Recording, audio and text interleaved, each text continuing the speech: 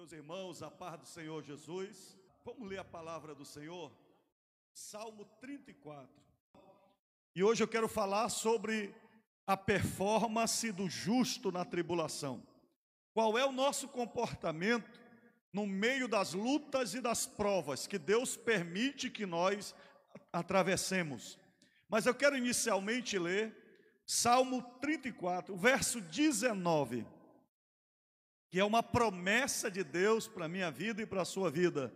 Diz assim: muitas são as aflições do justo, mas o Senhor de todas o livra. Se você crer nessa promessa, vamos repetir juntos, vamos lá. Muitas são as aflições do justo, mas o Senhor de todas o livra. Palavra tribulação, aflição, é uma palavra que faz parte do nosso dia a dia. Eu nem vou perguntar aqui quem está passando por luta ou tribulação, porque nesse momento de crise dessa epidemia, de alguma forma todos nós fomos atingidos, não pelo vírus, mas pelas consequências dele. Isolamento social, quem está com dificuldade já de se alimentar, de trabalho, de emprego, quem é autônomo, enfim, todos nós fomos atingidos por essa crise, por essa tribulação. Mas na Bíblia, a palavra tribulação, ela aparece mais de 60 vezes. E em quase todas as vezes em que a palavra tribulação aparece na Bíblia, ela está relacionada com um propósito de Deus para a minha vida e para a sua vida. É importante você compreender que Deus, Ele está no controle de todas as nossas tribulações. Não há nada que aconteça na nossa vida que não esteja sob o controle de Deus. Deus não se equivoca, Deus não se engana, Deus não é pego desprevenido. Pode ser que o mundo todo e o Brasil todo foi pego desprevenido com essa epidemia, mas o nosso Deus não. Ele sabe quando começou e Ele já sabe quando vai terminar essa epidemia. E é importante nós compreendermos, como diz aqui este salmo, que as origens da tribulação do justo podem vir de diversas formas. Por exemplo, este salmo, ele diz que a tribulação do justo pode vir por problemas políticos, econômicos, sociais, como este que estamos passando. Veja o verso 10. Os leãozinhos sofrem necessidade, passam fome, porém, aos que buscam o Senhor, bem nenhum lhes faltará. Aí a tribulação, ela pode vir por problemas psicossomáticos, psicológicos, são as crises internas da nossa alma. Olha o verso 4, diz assim: livrou-me de todos os meus temores. Você sabe quais são agora as preocupações dos médicos? É que o susto, as fobias, a perplexidade por causa do vírus mate mais as pessoas do que o próprio vírus. Pessoas que estão antecipando a sua morte. E tem uma coisa interessante: você sabia que quanto mais medo você tem, mais baixa a sua proteção, o seu organismo, mais ele fica desprotegido para defender os vírus e as bactérias que vêm contra você. A sua imunidade, a sua resistência, ela baixa. Porque nós somos controlados pela nossa psique. É por isso que nós chamamos de doenças psicossomáticas. São doenças que vêm na psique e elas desembocam, têm consequências no nosso soma, que é o nosso corpo. Doenças psicossomáticas. Terceiro lugar, as nossas tribulações, elas podem vir por perseguição, por inimizades, por ódio. Veja o verso 21, diz assim: e os que odeiam o justo serão condenados. Jesus era a perfeição em forma humana, mas Jesus foi chamado de endemoniado, Jesus foi odiado, Jesus foi traído, Jesus foi caluniado, Jesus foi morto na cruz. Apesar da perfeição de Jesus, ele sofreu todo tipo de inveja e ódio. Imagine você. Então nós passamos pela tribulação também de todas estas inimizades. Mas a tribulação também, ela pode vir pela ação direta de Satanás. Veja o verso 18, diz assim: e salva os de espírito oprimido. O que é opressão? É a ação do diabo para tirar a nossa paz, a nossa fé e a nossa confiança no Senhor. A opressão de Satanás muitas vezes acontece quando você abre o seu coração para a dúvida, para as incertezas, e a incredulidade toma posse do seu coração.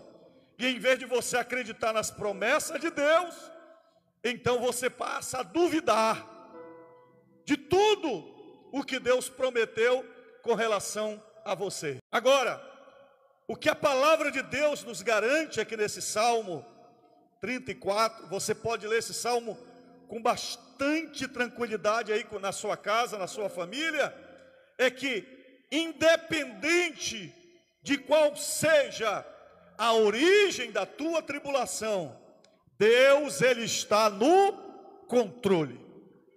Ele é onipotente, ele é onipresente e ele é onisciente.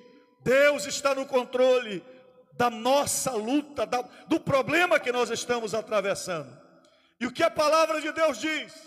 Que Deus está com o crente no meio da tribulação.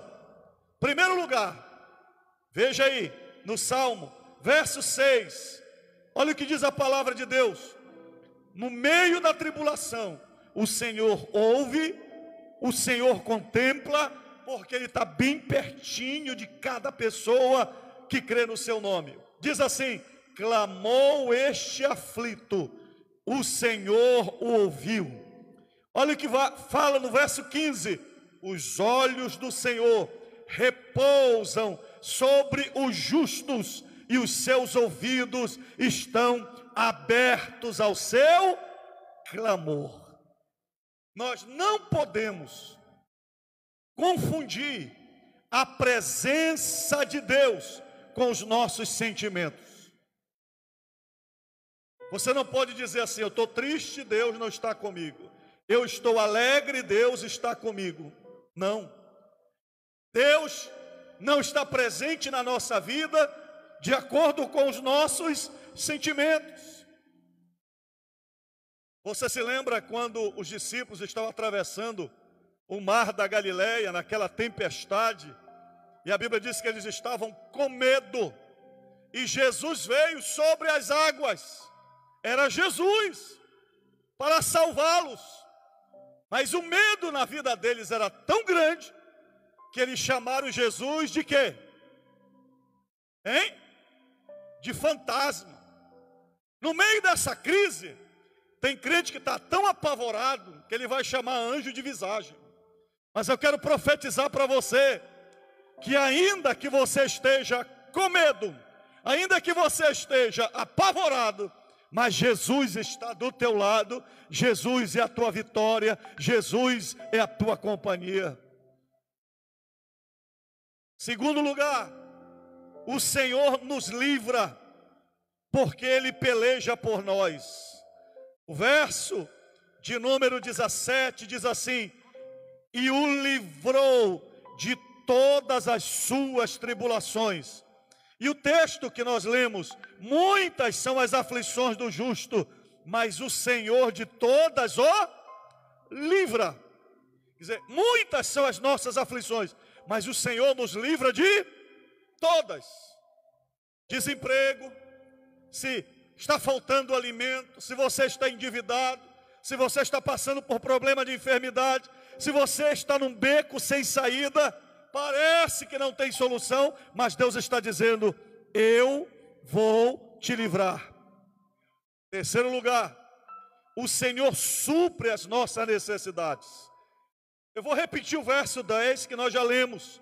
Olha o que o texto diz: os leãozinhos sofrem necessidade e passam fome, porém aos que buscam o Senhor, bem nenhum lhes faltará. Sabe, queridos, quando eu vejo a história de Elias, que ele profetizou que não haveria chuva sobre a terra, e realmente a chuva suspendeu sobre Israel, e por causa disso veio a seca, e o próprio profeta experimentou a dor da fome, como todo mundo, porque quando vem a crise no mundo, não significa que a igreja está numa redoma, não. Nós estamos experimentando a crise como todo mundo está experimentando a crise. Devemos nos proteger do vírus, vamos lavar as mãos, vamos evitar contato, vamos passar o álcool gel, vamos proteger os nossos idosos, aqueles que têm doenças crônicas, faça a sua parte. Mas agora, eu vou dizer algo para você: Deus é a nossa esperança. No meio de toda esta seca, Deus levou o profeta Elias para um riacho, o ribeiro do Querite, e diz a Bíblia que Deus ordenou ao profeta: faz uma cabana aí na beira do rio, fica tomando água gelada do rio, não vou deixar secar o ribeiro.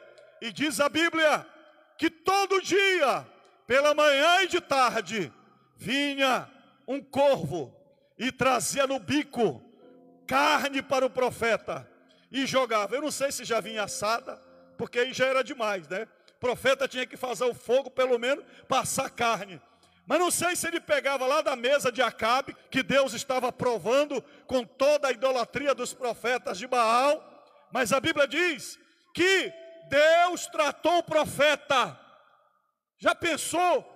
O corvo não comeu a carne, era contra a natureza da ave, mas ela pegava a carne, eu penso que era filé mignon, e trazia para o profeta. Aí você diz: pastor, mas esse milagre só acontece no Antigo Testamento. Não acontece hoje. Deus, Ele te dá vitória. Deus, Ele supre as tuas necessidades. Ele é o Deus da provisão. E no meio desta crise, Deus vai fazer milagres na tua vida. Quarto lugar, o Senhor resgata. O que é resgatar? É Deus recuperar coisas que parecem perdidas. Se você ler o verso 22, parte B, diz assim: o Senhor resgata a alma dos seus servos. O que é resgatar a alma? É a tua alma que está deprimida, angustiada, infeliz. Mas Deus vai lá e te resgata no meio dessa tribulação, dessa depressão. Que nessa prova Deus será o teu travesseiro, Deus será a tua companhia, e Deus não vai deixar a tua alma ser mergulhada na melancolia, porque Deus vai te guardar. Quinto lugar, o Senhor protege, porque Ele é o nosso guarda-costas espirituais. Eu acho tremendo aqui esse versículo. Veja o verso 7, o texto diz assim: o anjo do Senhor acampa-se ao redor dos que o temem e os livra. Tem alguém que diz assim: pastor, eu nem dei graças a Deus quando eu cheguei em casa, porque hoje meu dia foi calmo, não aconteceu nada. Mas sabe por que não aconteceu nada? Porque desde a hora em que você se levantou, o anjo de Deus, que acampa-se ao redor do teu lado e te livra, começou a batalhar contra o espírito da morte, contra aquele que queria destruir a tua vida. Aleluia! O Senhor faz justiça, porque Ele é o juiz de toda a terra. Verso 22, parte B. E dos que nele confiam, nenhum será condenado. Aqui nós estamos diante do Deus que cuida das nossas causas, que cuida das nossas questões. Ele é maior do que o prefeito, do que o governador, ele é maior do que o tribunal do poder judiciário, e Deus está dizendo: eu julgarei a tua causa no meio da tribulação e eu te darei vitória. Quando a gente compreende isso, meu querido, que Deus está no controle da nossa vida e Ele nos dá vitória no meio da tribulação, aí nós fazemos uma pergunta: se Deus está no controle da minha tribulação, se Ele está permitindo eu passar por ela, porque Ele vai me dar vitória, então, como eu devo agir no meio desta epidemia que nós estamos atravessando? Seja ela o coronavírus, seja o H1N1, porque agora está todo mundo falando nessa epidemia, mas passando ela, e você vai passar por ela, virão outras, e virão outros problemas. Jesus disse: no mundo tereis tribulações, tem de bom ânimo. Eu queria dar uma recomendação que nós encontramos aqui nesses textos. Em primeiro lugar, na tribulação, você deve orar com o coração quebrantado. Veja o verso 17 e o verso 18. Clamam os justos, e o Senhor os escuta. Perto está o Senhor dos que têm o coração quebrantado. O que é que Deus está esperando de nós? Um coração quebrantado na oração. Desespero, puxar o cabelo, não é a performance que Deus está esperando de nós. Isso é para o mundo que não crê em Deus, que não confia no Senhor. Não, nós não vamos para Facebook, não vamos para o WhatsApp, não vamos saindo por aí contando os nossos problemas, não vamos por aí fofocando a vida do teu marido, da tua esposa e dos teus filhos. Se você está no meio da tribulação, o que é que Deus espera de você? Antes de procurar o médico, antes de procurar o advogado, antes de procurar qualquer outra iniciativa, Deus espera que você dobre o joelho e fale com Ele, porque Ele está perto de ti para te dar vitória e resolver o teu problema. Segundo lugar, segunda performance do justo no meio da tribulação: louve e adore o Senhor Deus em todo o tempo. Olha o verso 1 e o verso 2. Olha a decisão que o salmista tomou. Ele disse: bendirei o Senhor quando não tiver coronavírus. É assim que ele diz? Bendirei o Senhor quando não tiver um filisteu atazanando a minha paciência. É assim que ele diz? Não, ele diz: bendirei o Senhor em todo o tempo. O seu louvor estará sempre nos meus lábios. Gloriar-se-á no Senhor a minha alma. Os humildes o ouvirão e se alegrarão. Engrandecei o Senhor comigo, e todos a uma lhe exaltemos o nome. Eu vou dar um minuto para você levantar suas mãos aí e começar a adorar a Deus. Deus é maior do que esse vírus. Deus é maior do que a crise econômica. Deus é maior do que tudo que pode acontecer nesse Brasil. Deus é maior. Então adore o nome do Senhor. Um minuto. Não esteja na tua boca a derrota. Não aceite que alguém diga para você: fracassado, vai morrer, não tem mais jeito. Não! Você vai adorar o nome do Senhor. Se você não tiver nada para fazer, fique citando os nomes de Deus. Jeová Rafá, o Senhor é a minha bandeira. Jeová Shalom, o Senhor é a minha paz. Jeová Raá, o Senhor é o meu pastor. Jeová Tzidkenu, o Senhor é a minha justiça. Jeová Chamar, o Senhor está ali. Jeová Elion, o Deus Altíssimo, o Senhor Altíssimo. Jeová Shalom, o Senhor é a minha paz. Eu te louvo, eu te adoro, Senhor. Teu louvor estará sempre nos meus lábios. Tu és, Senhor, tudo para mim, Senhor. Tu és a minha alegria, Tu és a minha esperança, Tu és a minha vida, Tu és a minha salvação. Terceiro lugar, qual é a terceira performance do justo na tribulação? Na tribulação o justo deve confiar na justiça divina e não deixar o seu coração ser dominado pelo ódio, pela maldade e pela ira. Verso 13, 14 e 16. Olha o que diz o texto.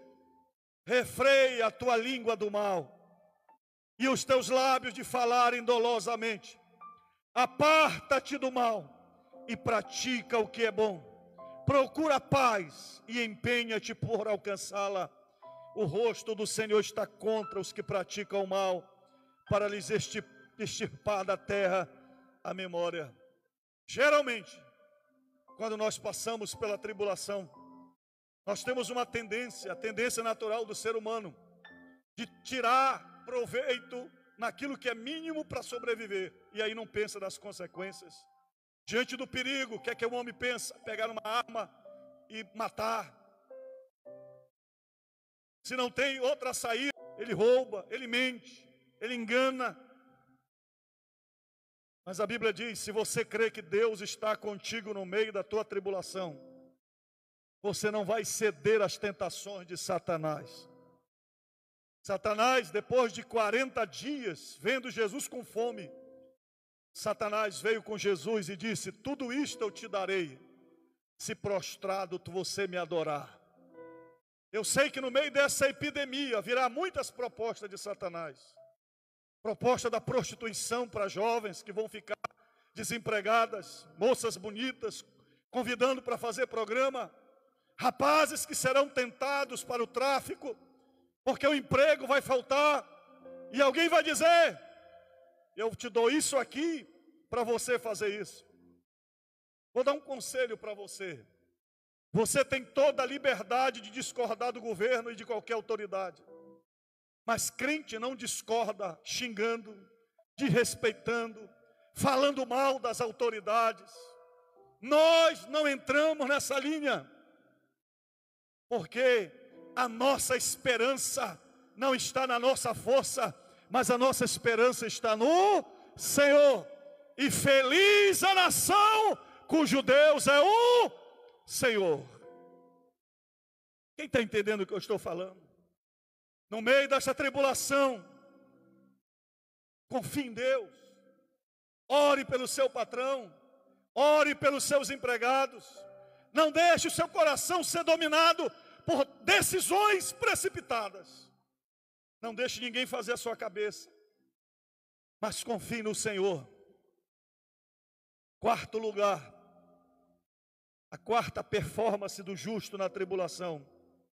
Na tribulação, o justo deve contemplar a grandeza, a majestade, a soberania e o poder de Deus, e não o tamanho do teu problema.